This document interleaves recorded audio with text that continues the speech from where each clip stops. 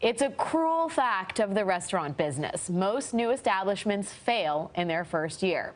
And that makes the record of restaurateur Sam Fox all the more remarkable. Growing up in Arizona, he began his career working in his father's diner. Before he was 21, he'd opened a place of his own. But that was just the beginning. He quickly displayed a skill for spotting food trends and developed them into line-out-the-door hotspots. His company has created 16 distinct dining concepts with more than 50 locations nationwide, including North Italia, True Food Kitchen, Flower Child, and The Henry. And this morning, we get to sample some of his favorites. Sam Fox, welcome to The Dish. Thanks for having me. Good morning. Welcome, Good morning. And tell us what we've got here on this table. Oh, we have a little bit of everything from all of our stores. The Mother Earth Bowl, which is from Flower Child. We have one of our famous rib caps, which is always delicious. Some of my favorite farmer market vegetables and our crudité.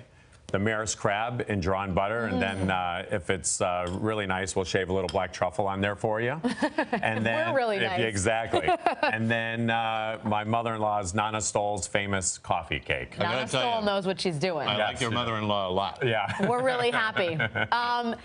You have, I mean, to say that you have, you're in the restaurant business is a vast understatement. You have over 50 restaurants. Correct. How did this happen? You grew up in a diner. Yep, I grew up in my parents' restaurant.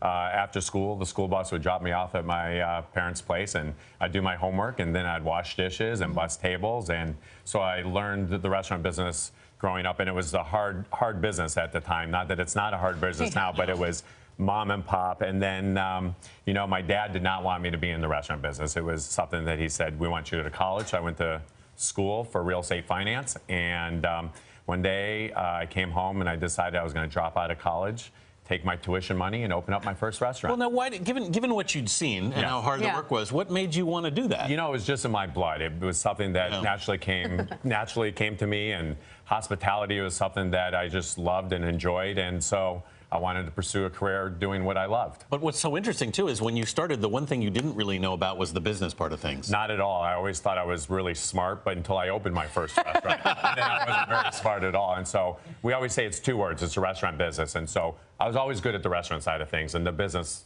side of things came a little bit harder for me. So I had to work on that. And today, that's something that we talk about all the time, the restaurant business, and working on both of those things. So. But you have to know instinctually about food, and you seem to, you know, you've nailed it as far as the consumer goes, and now you're expanding into True Food. I'm pointing at this cookbook because it's co-authored with Andrew Weil, who is a sort of one of the gurus of sort of health practicing in the 21st century. Tell us a little bit about that. Yeah, so Andy, I grew up in Tucson, and Andy's from there as well, and he came to me one day and he wanted to do a restaurant. I thought he was crazy, and so after spending so after a while, spending some time together, we opened up a restaurant. And you know, 9 years ago, I think we were the first ones to have kale salad on the menu. Wow! And so we were ahead of ourselves, and now we're growing it nationally. You have overall something like, did I read 5,500 employees? Is that right? We have a lot of different employees, and really that's who we are. We serve a lot of guests, but we're only as good as our employees. We have great culture within the organization, and so we're only successful with how great our employees treat our guests every single day. You must be on the road constantly all the time with this many locations. What's the quality control process like? Inside our organization? Well, just for you, I mean, how do you manage all of that? You know, we have a really high standard. I think our standard is higher than our guests, and so we manage to that every single day. And we always say we're only as good as our last meal. So we wake up every day and say, how are we going to be successful at lunch today? And then we worry about the dinner tonight. And then we wake up and said, okay, how are we going to do it great again today? So we look forward, but we're always focused on today as well. I'm focused on the coffee cake for today, tomorrow, and the following day. Okay, Sam, as I pass you this dish to sign, I want to ask you the question we ask everyone. If you could share this meal with any figure in the past or present, who would it be? Well, of course, it'd be my father, who's no longer with us and who was in the restaurant business and gave me the inspiration to be who I am. But I'd also invite all my friends and family as well. I'd like to have a big party. Clearly, you have enough room for all of them. So. Sam Fox, great to see you. Thanks for joining us on the program. Thank you. And for more on Sam and the Dish, head to our website at cbsthismorning.com. Your dad would be very proud that now with 50 restaurants all came from that one diner.